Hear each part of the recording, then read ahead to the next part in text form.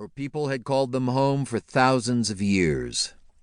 The stony silence of bear, the chiding of squirrel, or the drumming whoosh of raven's wings. They were to her as the patter of falling rain or the lapping of ocean tides. But today was different.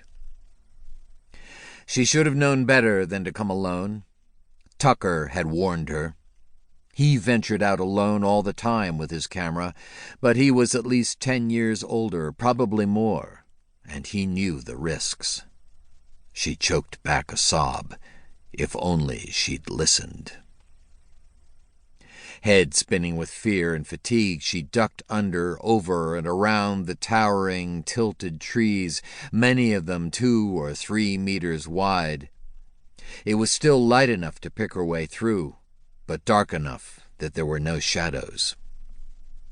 Millie's lungs felt ready to explode by the time the giant spruces began to give way to thicker undergrowth. There was more light here and a spit of rain. The odor of rotting bull kelp and low tide swirled on the breeze, filling her with a sudden rush of hope. Her skiff came into view as she ran, at the edge of the water less than 200 yards below. If she could just make it to the boat, she might have a chance. Long legs and freewheel down the steep incline, the Tlingit girl was sure she was beating her best cross-country record. Her heart sank when she saw the tide was out. It left the bow of her aluminum skiff on the gravel slope, but the stern still bobbed in the shallows, and the shore fell away quickly into deep water. She prayed her little outboard would be able to pull her off the rocks. Air chambers in the carpet of bladder kelp popped and snapped beneath the soles of her boots as she hit the tide line. She fell twice between the line of driftwood flotsam and the edge of the water. Broken shells and barnacle-covered rocks tore her shredded knees and hands, but she didn't care. Sliding to a stop on the slick rocks, she pulled the anchor line off the large stone where she'd looped it, and clambered over the side of the little aluminum boat. Her back to the shore, she sat on an overturned 5-gallon bucket that made up her seat, and worked to coax the reluctant outboard to life. She pumped the bulb on the gas line, opened the choke, then put her back into the starter rope. The 30-horse Tohatsu coughed on the first 2 pulls, as it always did, and she didn't hear the crunch of gravel behind her until it was almost on top of her. Millie Burkett turned to see a face she knew well, smiling at her.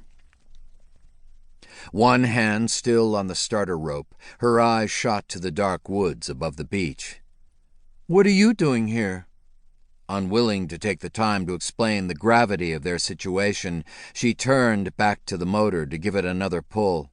"Never mind," she said. "Just get in. We have to." Something heavy struck the back of her skull, knocking her off the bucket. Reeling, she flailed out with both hands, trying to catch herself, grasping nothing but air. A second blow, more powerful than the first, drove her to her knees. A shower of lights exploded behind her eyes. Molten blades inside her brain spun with sickening regularity, pulsing with each beat of her heart.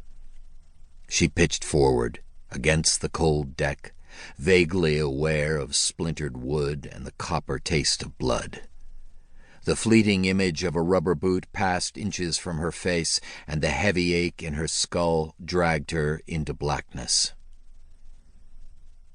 The terrifying realization that she'd been stuffed in some kind of sack hit her all at once. Panicking, she jerked from side to side, finally realizing that only by moving her face away from the rough cloth could she get any air. Her hands were bound in front of her, low at her waist. The rough cloth was there as well, against her hips. The thump of lapping water on an aluminum hull told her she was on the floor of a boat. Nauseated, she pulled her knees to her chest, trying to keep the world around her from spinning out of control. She wanted to scream.